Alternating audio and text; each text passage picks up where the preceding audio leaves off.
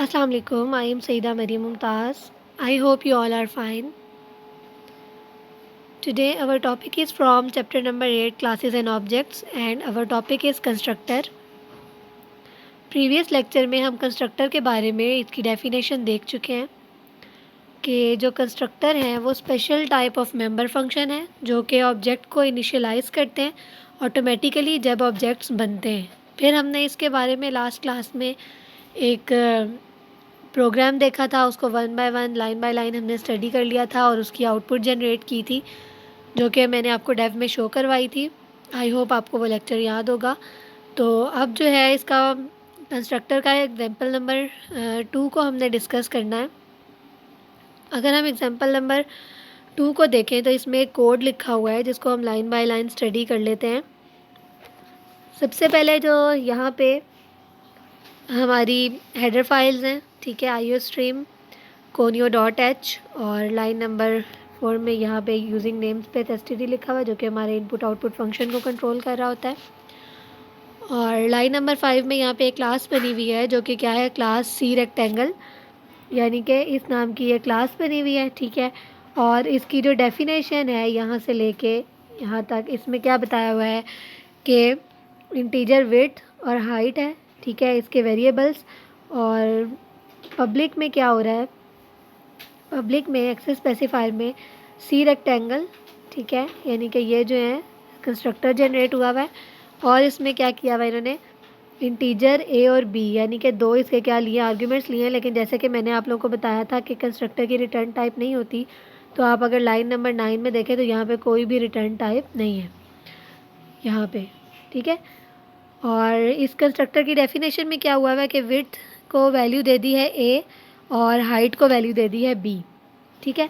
फिर इसके आगे एक फंक्शन बनाया हुआ है जो कि है एरिया नाम का फंक्शन, ठीक है।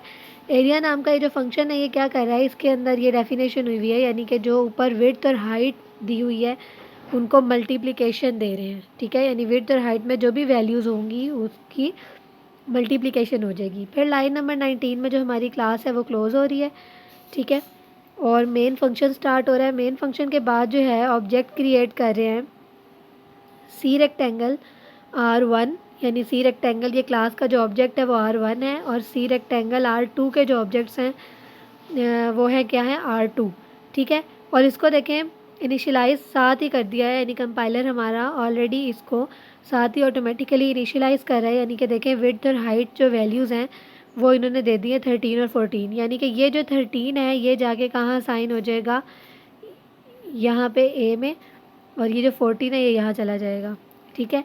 यानी ये जो है इसकी बाद में मल्टीप्लिकेशन हो जाएगी। इसी तरीके से जो 15 और 16 है ये भी इसी तरीके से मल्टीप्लाई हो जाएगा। और नेक्स्ट में क्या होगा कि जो सी आउट में हमारी ये वाली जो स्टेटमेंट्स हैं ये क्या हो जाएंगी, एग्जीक्यूट हो जाएंगी। यानी इसमें क्या है, area of rectangle 1 equal to R1 dot area, यानी यहाँ पे इसने ऑब्जेक्ट के साथ फंक्शन को क्या किया हुआ है, कॉल किया हुआ है। यानी R1 डॉट एरिया ऑब्जेक्ट जो है वो फंक्शन को कॉल कर रहा है, इस वाले फंक्शन को, जो कि क्या करेगा, विड्थ और हाइट को आपस में मल्टीप्लाई कर देगा। जैसे यानी 13 विड्थ को करेगा ये और 14 क्या है, हाइट को, तो 13 और 14 मल्टीप्लाई करके हमें आंसर दे देगा। इसी तरह नेक्स्ट लाइन में R2 डॉट एरिया, यानी कि R2 जो है उसकी वैल्यूज़ ये वाली और एरिया जो है वो वही वाला हमारा फंक्शन, ठीक है। तो इसमें क्या हो जाएगा, 15 मल्टीप्लाई बाय 16, बिल्कुल सेम ही जैसे उसने इस वाली प्रीवियस वैल्यूज़ को लिया था, ठीक है। तो ये ऑटोमेटिकली जो है वो उसने ऑब्जेक्ट्स को वैल्यू इनिशियलाइज़ करवा दी है और फिर जब इसकी आउटपुट वो हमें जनरेट करेगा तो वो क्या होगी, R1 एरिया ऑफ रेक्टेंगल 1 182 और एरिया ऑफ रेक्टेंगल 2 जो है वो क्या हो जाएगा, 240, ठीक है। तो ये हमारी क्या हो जाएगी, आउटपुट जनरेट हो जाएगी। ये था हमारा एग्जाम्पल नंबर 2। आई होप ये लेक्चर आपको समझ आ गया होगा। फिर भी अगर इसमें किसी किस्म की कोई क्यूरी है तो यू कैन आस्क। अपना ख्याल रखिएगा। अल्लाह हाफ़िज़।